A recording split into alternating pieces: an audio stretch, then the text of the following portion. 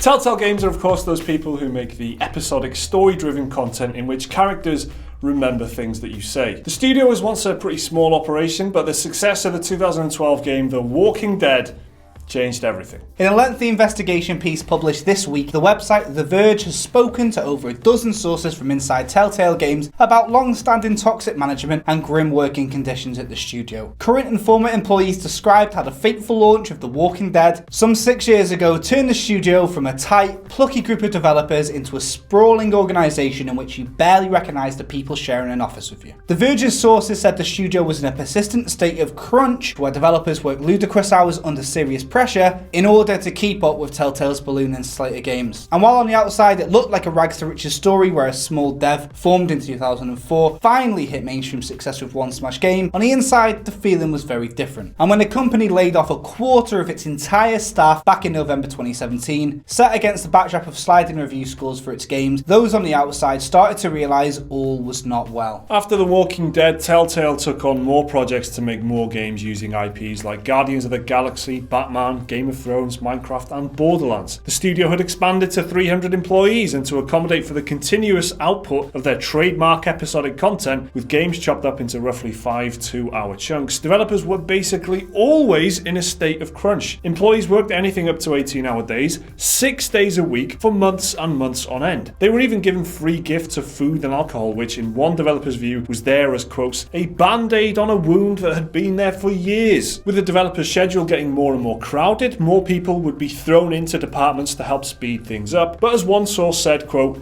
9 women can't make a baby in 1 month. The quote goes on, focus on quality really started to shift to let's just get as many episodes out as we can. Communication between different teams led to all kinds of complications, with one dev describing their work as, quote, building train tracks while the train is already speeding along them. You gotta say it, man, that's 3 in a row. Alright, okay, you can tell that they're creative people, because that's how sick those things are. Yeah. 9 women can't make a baby in what? Come on. Yeah, making a train track while the train's speeding along it. Fucking bandage over an old battle wound or whatever it was they said. Something like that, but better. Get that writing in another game, man, come on. The studio was hit with numerous high-profile departures, including the big creative leaders Sean Vanneman and Jake Rodkin. One of the biggest sources of the problems, according to the people The Verge spoke to, was Telltale's former CEO, Kevin Bruner. Bruner was a Telltale co-founder described as an intelligent programmer who wanted to be seen as a creative auteur. The Verge's article is pretty unflattering of the guy, describing him as a man hungry for creative credit, and looked on Vanneman and Rodkin with jealousy after the success of The Walking Dead. One of The Verge's sources said, quote, I think the success of The Walking Dead really irked Bruner a lot. He felt that he deserved that. It was his project or it was his company. He should have gotten all that love. Staff would call him the Eye of Sauron behind his back, and his extreme micromanagement and confrontational style was a big source of employees' problems. Creative meetings would become shouting matches in which work was consistently challenged and belittled. One former Telltale programmer said, quote, there was no warning. You go into the executive review and they take a giant turd on you. That was your feedback? We hate this thing that you made. And thanks to Bruner's experience with talented people leaving the studio, he was hesitant to give too much credit to anyone for their work and ideas. There was even one point where creative leads would not be allowed to do any promotional work for their games because Bruner wanted to be the one in the limelight. Quotes, he's going to be the one on the panel, he's going to be the one doing the interviews,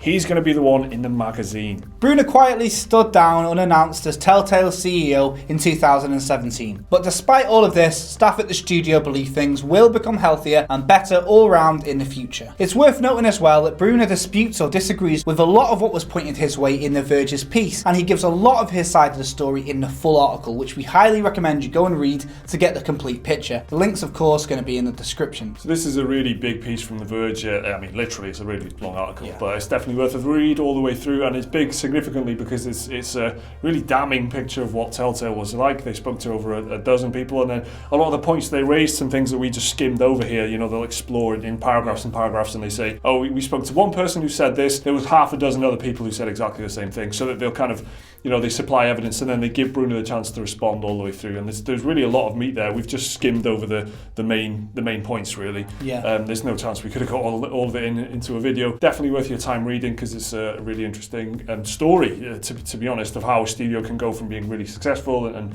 booming and being a plucky underdog to being just just a mess in the span of a few years. It's really quite sad. Yeah, there's another thing that we didn't mention in this. It's in the article that I like about the quiet creative ones are the ones that suffered the most. The ones that were willing to be scrappy in defence of their ideas. Eventually, stuck around in Telltale and got senior positions. But a lot of the creative force behind the greats like The Wolf Among Us and The Walking Dead. The more collaborative people, right? Yeah, exactly.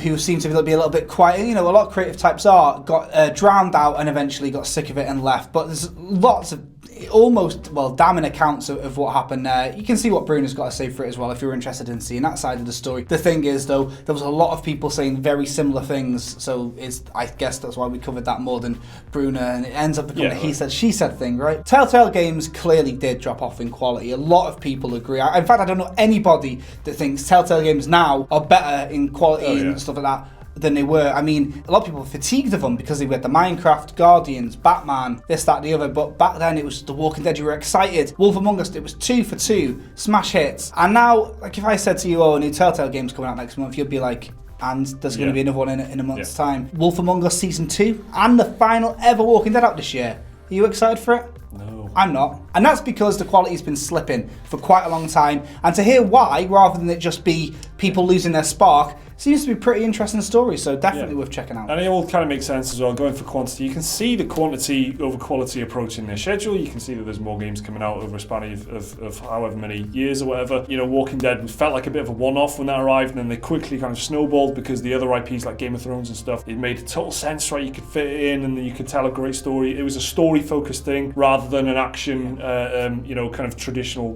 game. It was a different type of game, and it fits a particular niche. But then, one studio doing basically what like LucasArts would have been doing in the 90s and stuff, which by the way is how Telltale first came to life. They were continuing the work that kind of LucasArts were doing with their point and click adventures. They've kind of grown into some particular niche, and they were the only ones really catering towards it. It's its own genre. A Telltale game, you know what it is. It's its own particular type of game. This is just a classic case of miscommunication. After The Walking Dead, nearly every big IP from Marvel to Minecraft wanted a bit of Telltale. The management was saying before they'd even consulted it with the team by the sounds of it, and the team got burnt out. It's either quality or quantity when it comes to the creative process, I believe, and a lot of other people that do anything creative say you can't have both, it's one or the other, and it looks like, especially video games. Especially video games. Yeah, exactly. It's not something you can bang out in a day, is it? It's months of work from a lot of people, and it's one or the other, and it looks like Telltale picked one way, f***ed it, didn't they? So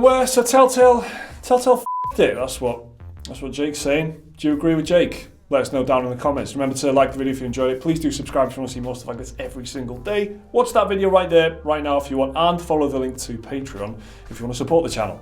See you next time.